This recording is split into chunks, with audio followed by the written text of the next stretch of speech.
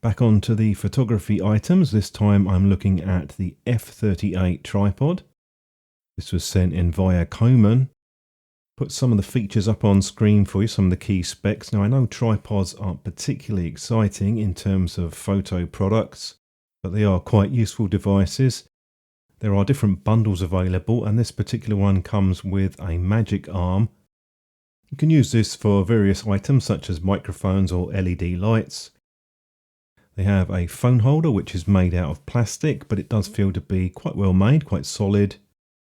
2 1/4-inch threads, one on the back, one on the top with a shoe mount if you want to attach something to that. But on the back you have some plastic tabs that you can push in which will allow you to extend it even further. And it's wide enough that the jaws can handle something like a tablet, so it's not just for a phone. One of the better designs I've seen on a device like this. Warranty card and user manual. They also supply a 1/4-inch to 3/8 adapter and 3 screw-in spikes. Shoulder strap for the case, and that's relatively thin material, but it does the job. An additional column is included. This is around about 29 centimeters in length. That has a locking mechanism on the underside, and that allows you to fit different heads to the tripod because the one that you get included is a built-in design. You can't split the column down, that's just a single piece. You may notice that this looks very similar to the tripod I looked at from Ulanzi and Coman a few years ago, and that's pretty much the case. It is just a variation on the design.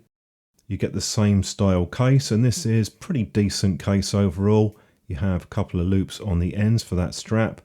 It does have some neoprene padding. It's not super thick, but I think it's adequate. Take a look at the main tripod, a mix of carbon fibre and aluminium alloy. Plate that you get with this is pretty much the same as the Peak Design one. I'm sure you can see the similarities. The main thing with this head though is that it does not work with the standard Arca plates. They don't fit in. But the plate that they do supply does work with the Arca heads, at least all of the ones that I tried. So there is some compatibility, but it's just one way as such. Back onto the head, I'll just show you some of the design elements. You have this pull-out section which is spring-loaded, and that allows you to rotate the head around. A decent amount of dampening on it, it feels quite smooth. There is a locking mechanism on this. You just pull that out and twist it to the top and you'll see the padlock. I don't use it much because the resistance is quite good on that, but it is a safety feature that's there. There's a locking lever to unlock the ball head. It's pretty stiff, it does hold in place quite firmly. And you get a degree of rotation without having to lift the center column. That's pretty useful if you're on uneven ground and you need to level off. Looking at the top section, you can see that 1/4-inch thread. There is the locking lever to release the center column. And this is the same sort of style as the one around the ball head. I did notice that the center column initially wasn't that smooth when I was pulling it out. It sort of sticks in places, but I found over a period of time, about a week or so, that was much better, so don't be too concerned about that. There's a tool that is integrated, which you can unscrew. You can use it for several things, including the plate, tightening that off, spring-loaded mechanism for the leg angle adjustment. You just push that down to unlock it, and then when you're adjusting the angle on the legs, it will auto-lock into position. Again, out of the box, pretty stiff, but it does loosen off over time, and you'll find you'll be able to adjust those as well if you need to. 5-section legs on this. You can open up those flip locks all at once if you want and close them off at the same time. They probably went with this because it's faster than using the twist locks. I've got multiple types of tripods and I can see pros and cons with both of these designs.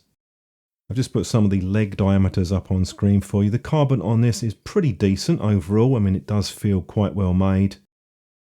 There's no sharp edges or problems with the machining on the aluminium parts. Rubber feet are pointed at the tip. Just a case of unscrewing those if you want to take them out, and then you'll be able to fit those stainless steel spikes. If you want to shorten that center column, then you'll need to unlock the head and put it into a vertical position, and that lets you put that tool in there so you can unscrew it. It's a relatively long thread, so it's not going to come open by accident. It's a shame that the other column is fixed and you can't split that, but I suppose the design is quite different.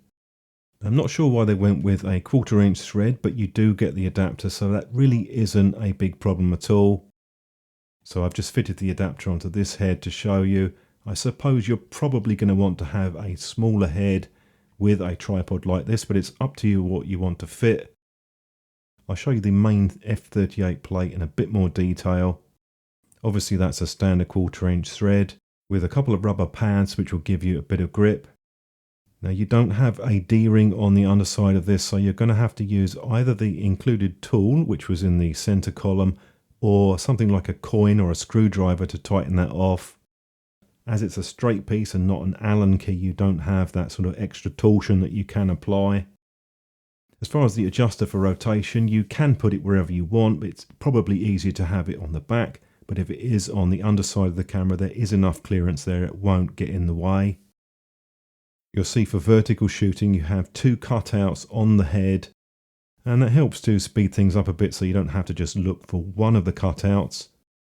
I'll talk a bit about the stability and areas of design. There's a couple of things that I would possibly change on this tripod. Unsurprisingly, there is a bit of vibration with the center column fully extended, though it isn't too bad. And likewise for the flex on the legs, I thought for the size and diameter of the tubes it was fairly decent. This is one area that I did notice though. Take a quick look at the leg angles between this tripod and this slick one which I have on the left hand side. You'll see that it's a much more upright tripod, and I think they're probably doing that to increase the height a bit. There's a fairly big difference with the next angle down.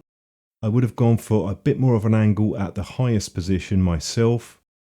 So just take a bit of care with this. If you're out in windy conditions in particular, make sure that you put a weight on that center column. As with all tripods, there are compromises. This is definitely better suited to something like a mirrorless camera or a smaller SLR. They're really pushing the portability aspect of the design. The main thing is the plates are quite small.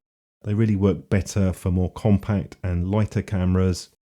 Or you could even be using something like a phone. There are some additional options though from the company. Zero Y has an Arca compatible head. I did a video on that a few years ago, so do have a look through that. It's very similar in terms of design to this tripod. Whether or not this is going to work for you really depends on how small you want your travel tripod. It's pretty small. I'm comparing it next to this slick tripod that I have. I put some links below to the Coman tripod, so do have a look around on their site. If you have any thoughts on this, or if you've got any questions, be happy to hear from you, so do drop a comment below. Looking forward to seeing you in future videos, and as usual, thanks for watching.